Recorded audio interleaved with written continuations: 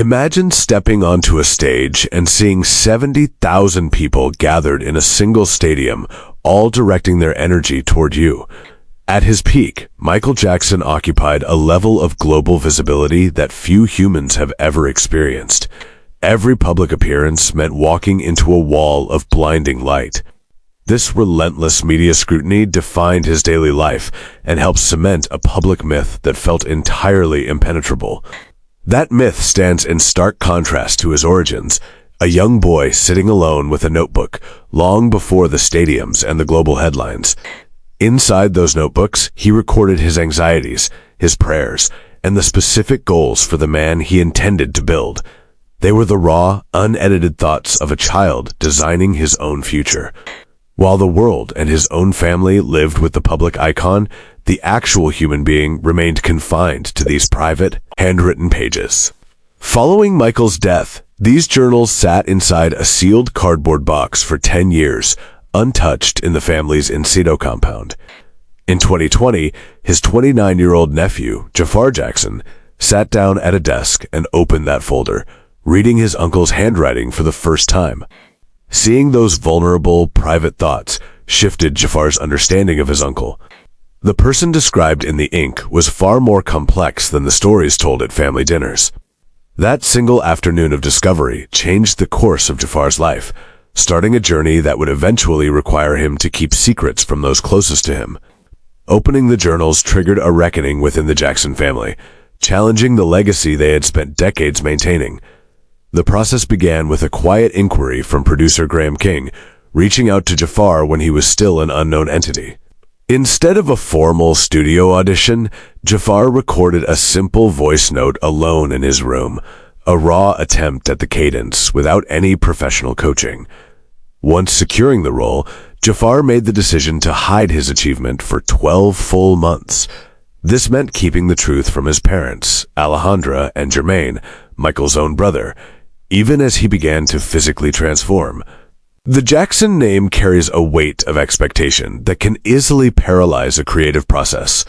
By maintaining this silence, Jaafar protected himself from the external pressure of the family legacy. He sought a space where he was permitted to fail privately, away from the protective instincts and high standards of the people who raised him. He chose to distance himself from his family's trust in the short term to ensure he could find an authentic version of his uncle's character. Jaafar moved into the Hayvenhurst compound, rotating through different rooms to experience the unglamorous 3 a.m. rhythm of the house where his uncle grew up. He established a dedicated research room, turning the childhood home into a workspace filled with timelines. This timeline maps Michael's private journal entries directly against the milestones of his public career. By layering the internal mind against external events, Jaafar could see the exact moments where his uncle faced the most extreme pressures behind closed doors. In that room, the icon became a person. Jaafar wasn't just studying a legend, he was finally meeting his uncle. He eventually began his physical training in the very same mirrored rehearsal room where Michael had obsessively practiced for decades.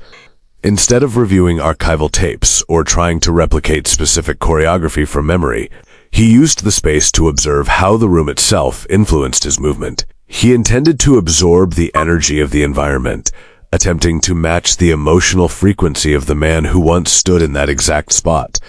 For Jaafar, physical imitation was secondary to finding the internal posture of his subject. After a year of preparation, Jaafar finally ended his isolation and allowed his family to witness the results of his work. When his mother, Alejandra, saw him on screen, she was reportedly overwhelmed by the performance. She struggled to reconcile the image of the son she raised with the resurrected, moving image of her brother-in-law. By looking past the public myth and studying the private journals, Jaafar delivered a performance that allowed his family to recognize the human being they had lost. Most actors preparing to play a recognizable figure begin on the outside. They watch archive footage, they practice a signature walk, and rehearse speech patterns until the mimicry holds up on camera. Applying that standard method to Michael Jackson presents an immediate problem. By the time he was a teenager, he had already been photographed, dissected, and picked apart by more people than almost anyone alive in human history. His physical changes and every movement were treated as public property. Jaafar Jackson bypassed those traditional rehearsal studios. As Michael's nephew, his preparation relied entirely on a different set of materials. His research began with personal documents the Jackson family quietly recovered in June of 2009, during the immediate aftermath of his uncle's passing. Those materials sat untouched for over a decade. Grief often leaves things exactly where they landed, because moving them means finally facing them. Going through these boxers meant Jaafar was navigating an unopened chapter of his own bloodline's history. He was absorbing an inheritance. Inside those sealed walls, Jaafar found Michael's private writings, personal memos, and journals. The pages contained none of the scandal or gossip that sold tabloids for 3 decades. They contained a record of discipline. Jaafar discovered personal mantras and affirmations, notes Michael wrote exclusively to himself, to force his mind back into self-belief on the nights that belief was hard to find. These reminders were a strict ritual. The repetition happened so often in the hours when no camera was rolling that it left a massive physical paper trail behind. The notes also revealed a raw empathy. They documented a man privately wrestling with how to express genuine concern for people far outside his circle of fame, years before he would polish that compassion into lyrics that reached millions. By sitting in that room and reading those pages, Jaafar learned how his uncle processed the world internally, establishing the mind of the man before trying to recreate how he moved externally. That quiet interior work eventually collided with a punishing physical reality. For 2 full years, Jaafar trained alongside choreographers who had shared the stage with Michael during the IJST World Tour, learning firsthand the exact demands of that choreography. The hardest single sequence to recreate was the 1983 Billie Jean performance from Motown 25. That specific routine required vertical precision. Every movement had to be broken down and matched frame by frame, leaving absolutely no room for an actor to trust their own physical instincts. He rehearsed until his feet went numb and began to bleed. There were mornings he woke up so physically wrecked, he questioned if he could make it back into the studio. On the hardest days, Jaafar relied on a phrase documented in his uncle's journals. "Let's go again." The effortless performance the world saw on stage was the direct result of a punishing, inherited resilience.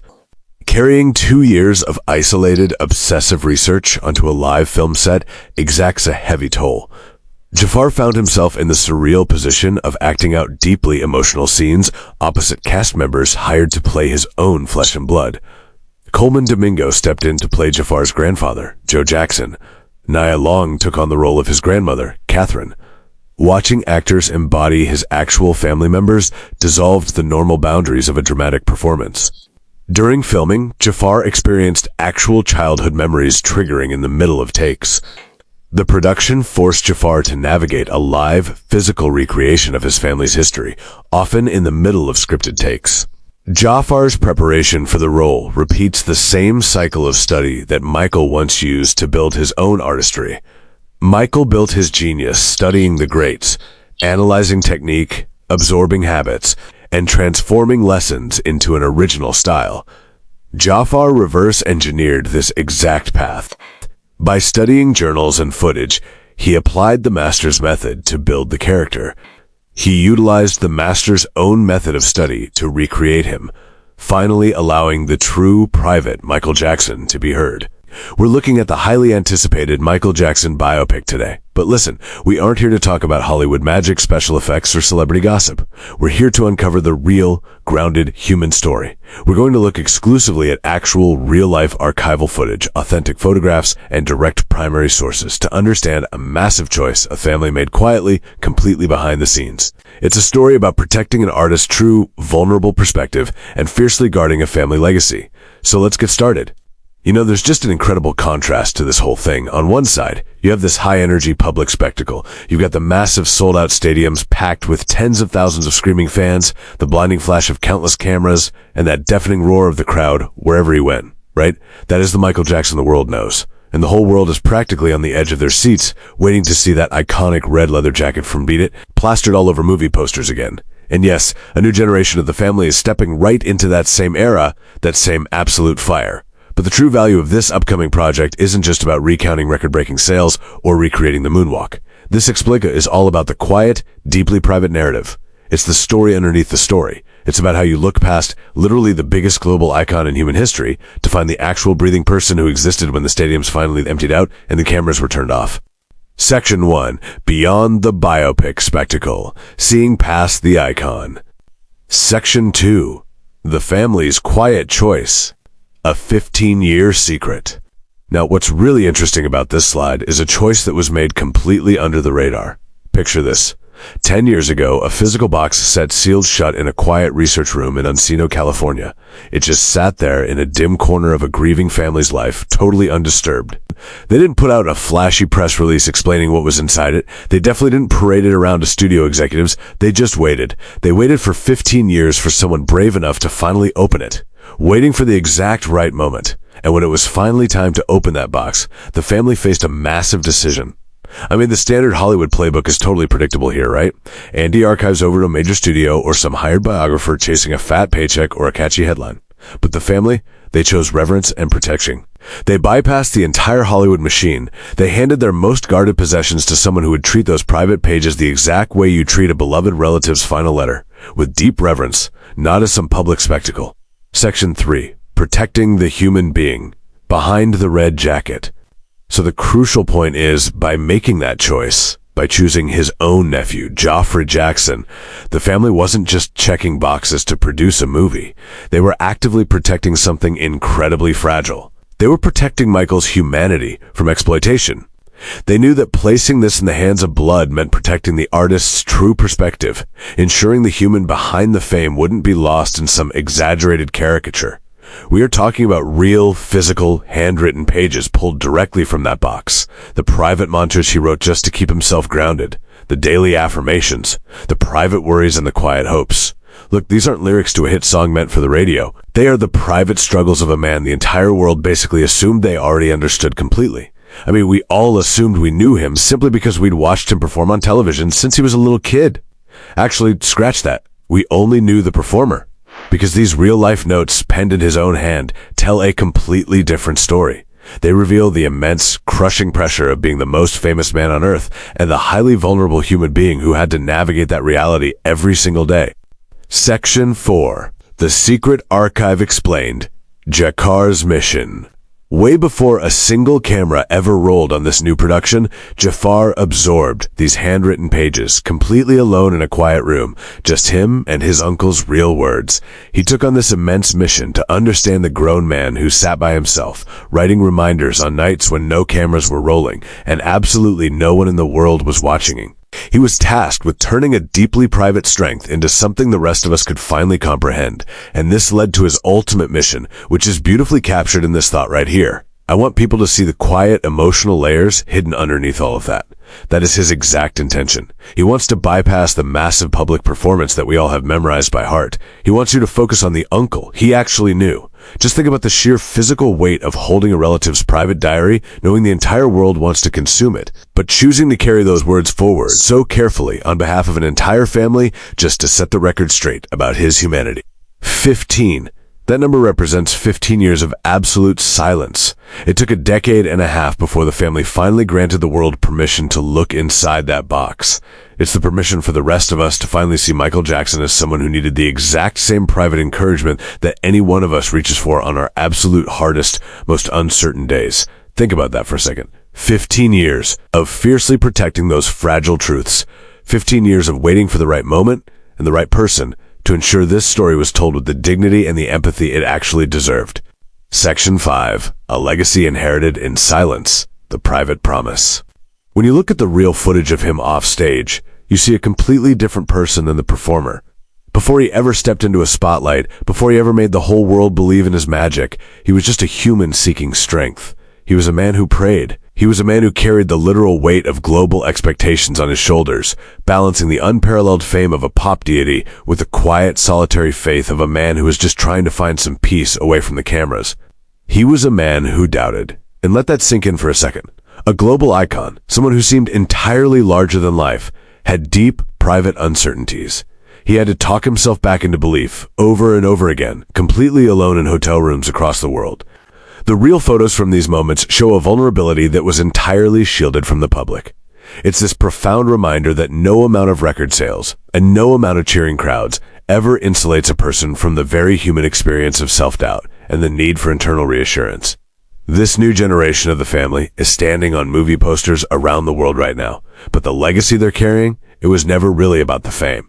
It was about a family. It was about a private promise kept in silence, honoring real-life family bonds way above the flashing lights of the paparazzi. Inherited in silence.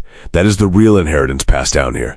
It's not just the physical archives locked away in Encino, but the very humanity contained within them.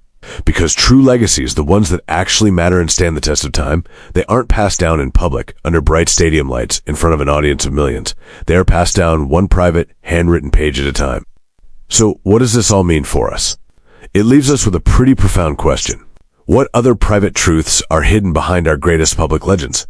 When we strip away the record sales, the red leather jackets, and the roaring crowds, what fragile, beautiful human realities are we completely missing? It really makes you rethink every massive icon you ever thought you understood, doesn't it? Thank you for exploring this amazing story with me today. Keep asking the deep